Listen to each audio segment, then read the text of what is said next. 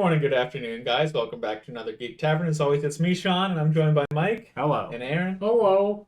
And today we're talking about my recommendation this week, which is The Big Short, a dramatization film about the housing market crash of 2008. So we're gonna have spoiler discussion about that, even though there's not really anything to spoil because it's basically You all know how it ended. yeah, it's basically just following a bunch of bankers, which I'll admit the movie's a little dense, but I'm very fond of it. So I mean, the only problem I guess I had was I didn't understand a damn thing they were talking about. Like all the numbers and the. But they put Margot Robbie in a bathtub to tell you about something. I mean, I knew it was Margot Robbie, but I was like, I don't know what you're saying. Which is kind of funny because I don't know if Adam McKay thought that was that's Adam McKay's filming style. Is he likes to break, well, especially after Step Brothers, he really likes to break the fourth wall to explain things that are happening. Take one of his later films, Vice. The whole movie's narrated by Jesse Plemons' character, who is the man who gave the heart transplant, unwillingly gave his heart to Dick Cheney. But the whole movie's narrated by him, even after his death. So there's always a framing device, and in this movie, the framing device, he bounces back and forth with the narration because in order to explain something very complex, he makes either characters in the scene turn to the camera and explain it, or he has well-known celebrities come on and explain Ryan how Gosling's this works. kind of the framing device. Yes, yeah. I actually forgot about Ryan Gosling, to be honest, with his going as Patrick Dempsey for Halloween look. The hair throws me off every time he's on screen. I'm like, that's not your hair. It's a bad dye job. Yeah, the movie. I don't remember if it starts with a narration from him. And then he's like, don't worry, we'll see each other soon. And then it goes into Christian Bale's thing, and then how all of these people have cut. It's funny because they each learn from it as a consequence of each other. Ryan Gosling's character learns about the bubble because of Christian Bale. And then Steve Carell learns about it because of Ryan Gosling, and so does those two soul investors learn about it because of Ryan Gosling's thing. Dollar General, Christopher Mintz-Plasse, and Matt Gaetz. Yeah, exactly. Well, they even explain in that scene where they're looking through Jared's plan. They're like, "Oh, is this really going to happen?" And then he puts it down. He's like, "We didn't actually do that. Find it in the hotel." Yeah, he's like, I saw it on a newsletter and whatever, I forget. Right. But like you say, a couple of people break the fourth wall. Yeah, plenty of times throughout which is fine because that's his style of directing, which I love. I mean, hands down, I love every Adam McKay movie, including this movie. Spoilers, I enjoy his style of the way that he does things. And it's weird to me. I don't know what else he did before Step Brothers. Anchorman, I think. Anchorman, yeah. Oh, okay. So he did Anchorman and Step Brothers, and he completely 180'd and started doing these very serious, not really they still are comedic. They don't take themselves super, super seriously, but they are about more serious subject matter. The Big Short, Vice, Don't Look Up. Don't Look Up is more of a satire. Yeah. So it can definitely have a little bit more comedy, but it's still taking on serious subject matter that's relevant to today. And I admire that about him because I feel he's, aside from documentarians, he's about the only director who really takes that subject matter to heart and really runs with it anymore. And that's refreshing to see in a lot of cases because you get all these dramatic stories and everything, but you don't have those films where people are like, oh yeah, this happened, this was fucking ridiculous, Do you guys want to know how ridiculous? Because I'll show you how ridiculous, but I'll make it entertaining for you. I'll put Christian Bale in fat makeup and make him be Dick Cheney. Like, I respect Adam McKay for the work that he does. And, like, Don't Look Up was probably one of his weaker ones. Yeah, compared to Vice. I don't like it as good as well as I do The Big Short or Vice. Yeah. Vice is my favorite. Yeah. It's really a good movie in my opinion.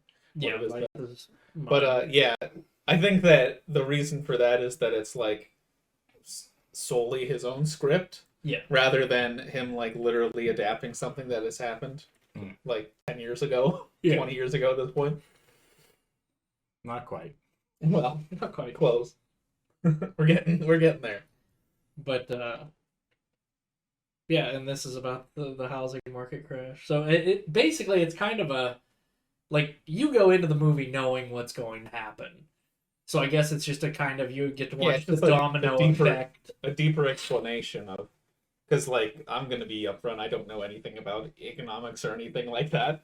So like it's like, oh, so you know that this horrible thing happened, but this is like the events that created and curated this environment for one of the worst periods of recent human history, because a bunch of millionaires and billionaires were too greedy and just wanted more money and completely collapsed the economy worldwide.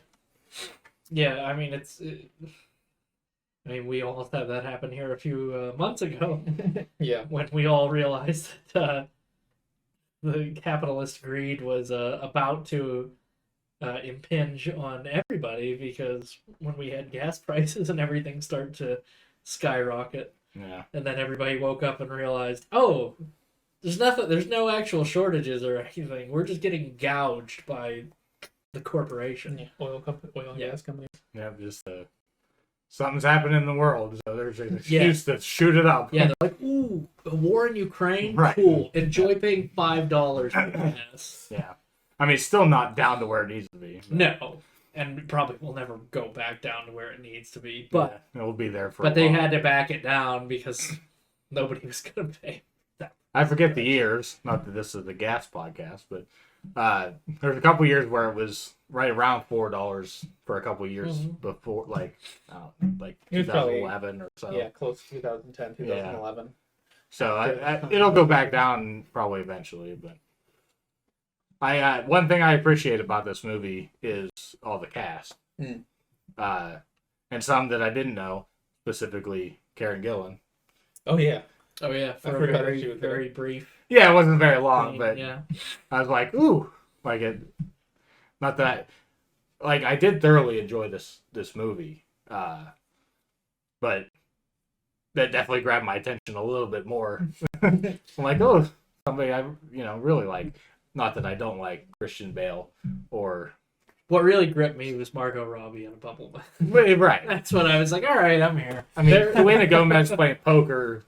Yeah. But yeah, there are scenes like that where like I understand, like, because like I said, it's very dense material. Like the layman isn't going to like totally understand what's happening. And that's what's nice about his style is there are those scenes where it's like here's Margot Robbie in a bathtub to explain what COFs or whatever, and it's like, okay, CDO. Yeah, CDOs, that's what it is.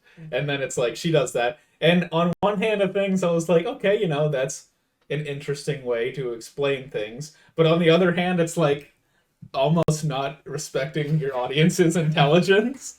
Well, but I mean, like, it's true though. Unless you're an economist, you're not going to know these things. Like, you're just an everyday person. Yeah. We're not expected to know that information or be educated on it whatsoever. So, like, when he has, like, Anthony Bourdain explain this or Selena Gomez explain that, like, so, to some people it might be taken as disrespect, but I feel like the majority of moviegoers who go to see a movie like this are too dumb to understand the material.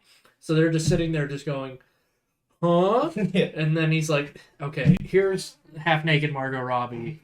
She'll explain it. And then they're like, oh! And then they're like, okay, I get it now. Like, while while it could be seen as disrespect, I got to give the guy props because he knows his audience. Right. I mean, I don't remember what the Margot Robbie one even was talking about. But it was explaining like the CDOs and how like they were all like they were garbage. Okay. Like so they're all filled with these like really bad mortgages. Was that one tied in with the AAAs and the Yes. That's okay. The scene where Ryan Gosling is basically playing Jenga in Steve Carell's office. Okay, yeah. I remember that part. For some reason, like I wasn't even paying attention to the Margot Robbie part. I remember thinking like, oh, that's Margot Robbie. I didn't even hear him say that, you know. But so later when the Selena Gomez one happened, I'm like, oh, so that was Margot Robbie as Margot Robbie. Yeah. The Selena Gomez one actually, like, I was intrigued by it, like them explaining the poker and it having 83% or whatever it was. Like and then all the side bets and everything. Yeah, that was that one actually worked on me because I'm dumb. So no, that like explained it perfectly. I was like, oh, okay, cool. Like, I understand that now. Yeah, wasn't there a third one? The Anthony Bourdain one where he's like making fish, and he's like, that one is pretty good too. Where he's like, so I ordered halibut on Friday and nobody wanted it, so I wasn't gonna let it go. Yeah, I'm not gonna let it go to waste, so I chop it up and make it into a 3-day-old halibut stew. Yeah. That's like his explanation of like all of the bad mortgages, like piling them together and then giving them like a high score, so that it's like, well, I can't do anything. It's all a with bunch of shit rated high. Yeah, it's like Taco Bell. Yeah, the $20 or the $5 box or whatever. Yeah. It's a bunch of shit, but you will enjoy it. It's $5. Can't beat that. One aspect of the movie that I really like was Steve Carell. He's kind of like the moral high ground character, even though he does work for a bank too, and he like struggles with that throughout the film. He's like, I'm just as shitty as these guys or whatever. But his like sole mission is to like seek out why this is happening. And he like goes to a bunch of different companies and he basically learns that everyone's corrupt like from the ground up. It's like you're only giving these things like these ratings because then you get money. And it's like he's like, well, what the fuck? He's like freaking out. What was it, him or the young kids? I can't remember, that went and talked to Wall Street Journal. The two good-looking guys that were just arrogant. Oh yeah, that was Steve Carell. Was that Steve Carell? Yeah, in his group. The one guy. The only reason I remember that really is the one guy played in Aladdin, and he was the dumb prince. That's what else he was in. He was also in No Time to Die. He tried to kill James Bond, and then he was in Game Night too. Yeah. Is that his actual like? Is it a lisp? Because I feel like I heard how he talked in Aladdin, how he had that like. I don't think that he actually has that. It must have just been my brain because I thought I heard him still with a lisp. No, I think he's American, isn't he? Yeah. Okay.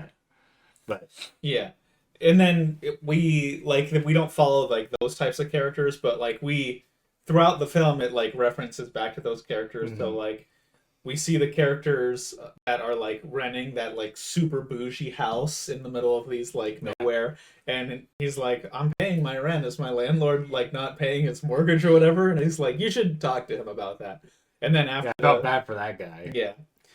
Or that's the funny thing. He's like, oh, does Howard something is he here? And he's like, you want to see my landlord's dog? So like the landlord like took the mortgage out under his dog's name, and then how do you do that? I don't know. That's gotta like. I'm pretty sure you have to be like ID checked and shit like that. It's like a pre 9/11 like airport security. It's like people just didn't double check this shit because it's like, oh, the housing market is like the most stable thing ever. Like it's never going to possibly fail. So like before 9/11, airport security, you could just like walk through basically.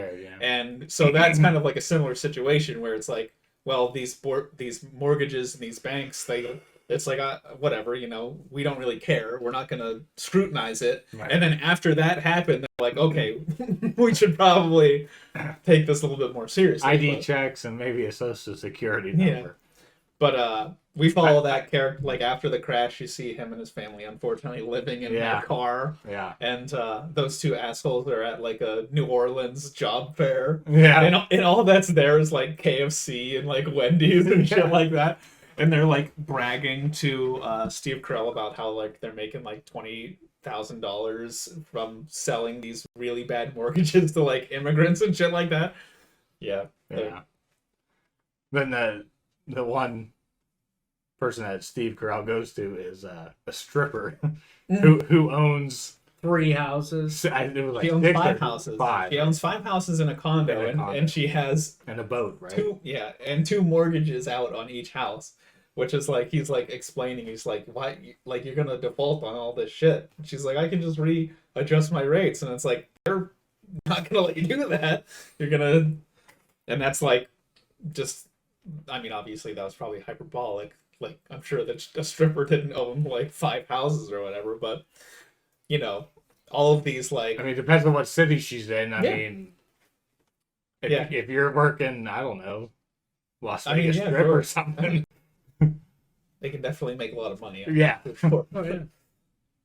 Because even some little dinky club around here even, like, you probably make a couple grand a week. Oh, yeah. But easily. So imagine what it would be in, like, a city. Mm-hmm. That's true. Stripper talk. But yeah, I think the standout of the movie is basically Adam McKay's style. Like Steve Carell talking like Ray Romano. Yeah. I'm not gonna lie, Steve Carell I think was my favorite character. Yeah. I mean he's kind of like grounded. Like he's the character you're supposed to relate to the most, right? Because there is all this heavy shit of like hard to digest information about economics and everything like that. But he's grounded because the storyline of his brother who killed himself. Yeah, that came out of left field, I thought. Yeah. Like, well, his first introduction of that character is he crashes an anger management like AA. Oh, right. Meeting. I forgot about that. Like this dude's like bearing his soul or whatever, and he's like, he like kicks the door and sorry I'm late, and then he just like starts rambling off about how like some bank is fucking over some other guy, and they're like, we've talked about this plenty of times. You can't just hijack our sessions. He's like, I wasn't hijacking. Was I hijacking? And they're like, completely interrupted the guy. And then like she's like trying to goad him into talking about his brother's suicide, which he's like, I'm not going to talk about that. And then he gets a phone call. He's like, I gotta go. And he just like leaves immediately. I totally forgot about that scene. Yeah, that's his introduction to the film, and then it's like shortly after that is revealed that his brother had killed himself because he's like on the foot. He's talking to his wife while trying to get a cab, and then it's like it shows like his brother standing on the ledge of the building. And yeah, so later on in the movie, we get that scene of his like reconciliation with the fact that he wasn't there for his brother, and that's like a more human moment in a rather numbers-based film for sure. There's a couple of things like that throughout the movie. The one line that he says during that still kind of stuck in my brain. He was like, I offered him fucking money. Yeah, it's like the first thing I did was ask him if he needed money. Yeah. There's like that scene and the scene where the 2 kids who need Brad Pitt to like basically like be the dude that like gets them into the room. Right. Whenever they're like they shorted the AAA whatever they were, and they're like dancing because they're like, oh, we're gonna make so much money, and he's like, fucking stop dancing. Stop he's it. Like, do you understand what you've done? You've bet against the American economy. If you guys win, like people are going to be like homeless. People are going to lose their jobs. And he's like, oh, sorry, we didn't think about that. We're just excited. He's like, just don't fucking dance. Yeah. Which, I mean, that has to be a scary thought because they're like, for them, from their perspective, it was a guaranteed thing. Like, these are eventually going to fail. So, like, yeah, this is gonna, like, we're gonna get the payout, but you don't think about all of the other fucking the domino effect Yeah. or the butterfly effect. I guess. And that's what Brad Pitt says. He's like, I hate stocks and like numbers because it simplifies people down into numbers. Right. You don't think about. Which that guy who Steve Carell talks to at the fancy dinner place. Yeah. Like that. Like it shows you like just how fucked up you can become. Be like playing in that market because that dude just did not give a shit about anybody except for money. Mm-hmm. Like, and he's like, so you just screw over these people? So you just screw over these people for like? And he's like, yeah. And he's like, what the fuck? Yeah, he's like, you're a shit human being, and like leaves there. Yeah. That seems pretty funny because like he's like. Steve Carell's like writing down in a notepad, and then every time it pans back to him, he's just like eating like another entree or like dessert or something. And like Steve Carell hasn't even like taken a bite out of his main meal. He's just like been grilling him this entire time. I remember there was an untouched thing of ice cream. Yeah, at the end. Yeah, he's like, I'm gonna be sick. Just leave. You're a shit human being.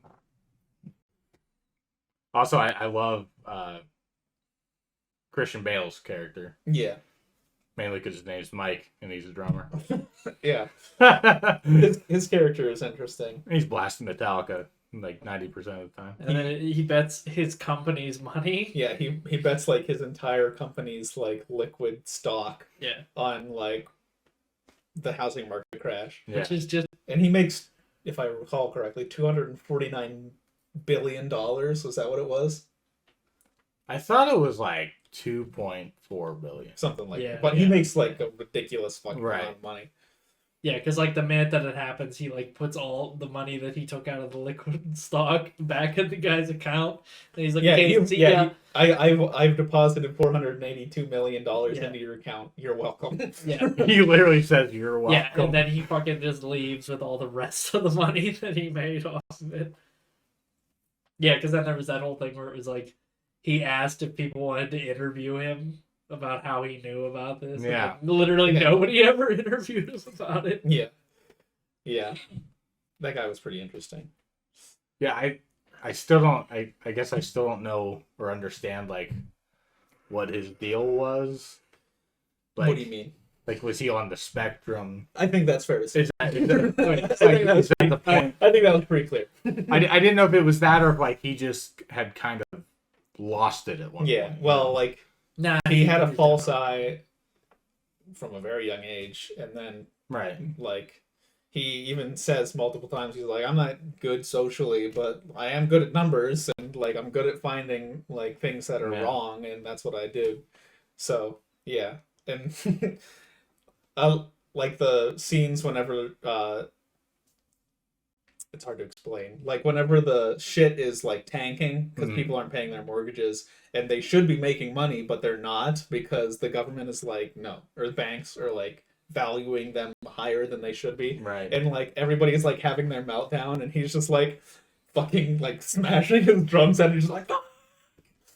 Yeah. But, I mean, they eventually made it out on top. I'm sure that was a very stressful thing for him, because he even says his mentor tries to sue him at one point. Yeah. So after all that, he's like, I'm leaving the company. Wasn't that like his biggest investor?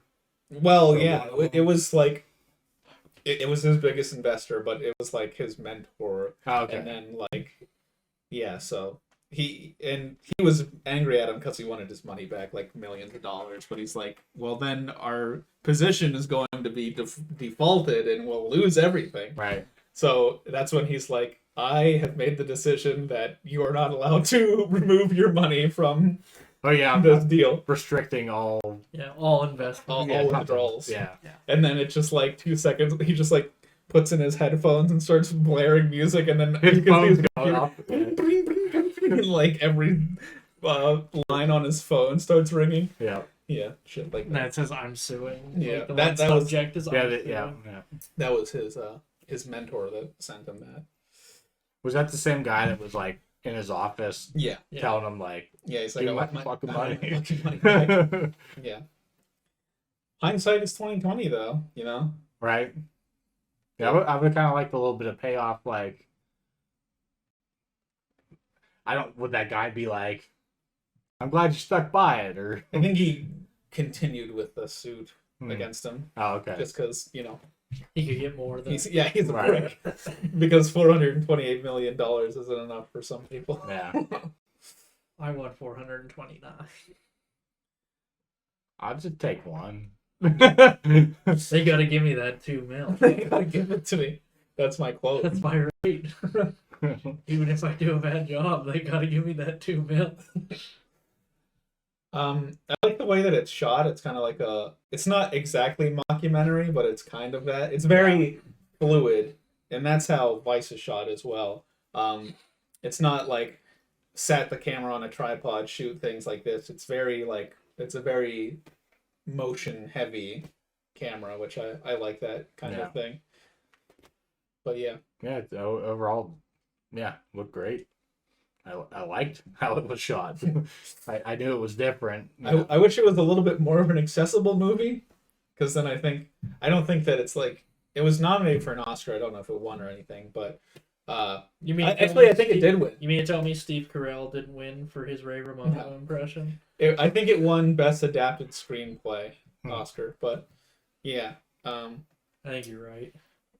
Yeah, it's like I say, it's a little dense, so I feel like it kind of like pushes people away from viewing it. I wish it was a little more accessible, because I really like the movie. I want people to talk about it more. I was gonna say, I'm pretty picky, I would say, when it comes to movies. I liked it. I wasn't sure what I was getting into, and I started it last night, and at one point I just got too tired, but I watched what I could this morning, and I was very eager to actually finish it, so it had my attention. Yeah. Well, I think that's about all we could say about the movie, because none of us are experts on this. I mean, the shit goes down and people get money. I was just going to sit down and be like, well, you guys know about the housing crisis, right? All right, well, that was the movie. We'll see you next time. Well, shall we rate it then? Yeah. Sure. I guess I'll go first. I'm gonna rate it. I'm grappling between an 8 and an 8.5 out of 10, because I thoroughly enjoyed it. I was working at a movie theater when it first came out. Okay. So I got to see it a few times there, and then we did this special where it was we got back all of the movies that were nominated for Oscars and things. So I was able to see it like that, and I just remember liking it a hell of a lot, and I wanted to revisit it, and glad I did. Like I said before, some of the cutaways are a little insulting to a degree, but necessary. Yeah, I thoroughly enjoyed it. I think they're very necessary. I don't think it's a negative. Yeah, we're a bunch of morons. I'm stupid. We need to explain. I mean, all that's based around math. I suck at math. No, I'm god awful at math. I'm good at accounting, but not math in general. Yeah. I mean, accounting isn't that hard. Accounting is just kind of add up your numbers, make sure they balance. Right, yeah. That's not hard. Now, if you're telling me to do long division, I'm going to tell you to go fuck yourself. I'm not doing that.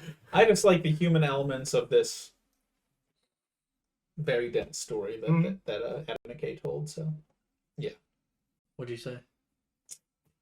We're gonna have to find out later. 8.5 or 8.8. It's hard. 8.8. Yeah, 8.8. 8.8. There it is. I'll give it an 8.8. I'll go ahead and give it an 8. Yeah. Yeah. I'm just gonna ride your coattails right off the bat. 8. 8.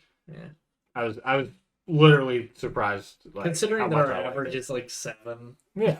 I mean 8. It's it's a step above. Right. Yeah. It ain't a perfect movie, but it's very good. Yeah. Like I said, I really I like Adam McKay. I like his style. I like his storytelling. So yeah. All the performances are really good. With a great cast, I mean, you just can't go wrong just from that. Really. Except for Ryan Gosling's hair. That was miscast. Yeah. Yeah. Big time. Bad on them for that. Well, we have a recommendation coming for us for our next episode. Yeah. I hope you're ready. Oh, I I've made a list, and guess what? I know where the damn list is. But I don't need the list this time. Wait, I'll get my list out. Use it. We'll cross-reference lists. I'm gonna go with. It's gonna be a double feature. Crank 1 and 2. I've never seen Crank or Crank 2. Really? I think my dad was just watching that. Actually. But yeah, I've only ever seen like parts of the first one. So I was just discussing with my girlfriend like the movies because I had bought them. I found a pack of like Jason Statham movies, $7.50 on Blu-ray. There's 6 movies. Yeah. Both Cranks are in it. I'm like, Can't beat okay. But we were talking about the movies, and everything that I'd mentioned was in the first movie because she's only seen the first movie. I'm like, what the fuck happens in the second movie? it's more craziness, I'm sure. So I'm excited to see the second one because I don't even know what the hell happens. I know I've seen it. Yeah, I've seen neither of them. So, All right. I can't wait. There you have it, guys. If you don't want to be spoiled for Crank 1 and 2, make sure to watch it before our next episode. I hope you guys enjoyed our conversation about The Big Short. I know we enjoyed having it. don't speak for us. Well, I enjoyed having it. Make sure to like, comment, subscribe, all that fun stuff. Share videos, everything, that YouTube spiel. Yes. And we'll see you guys in the next one. Later.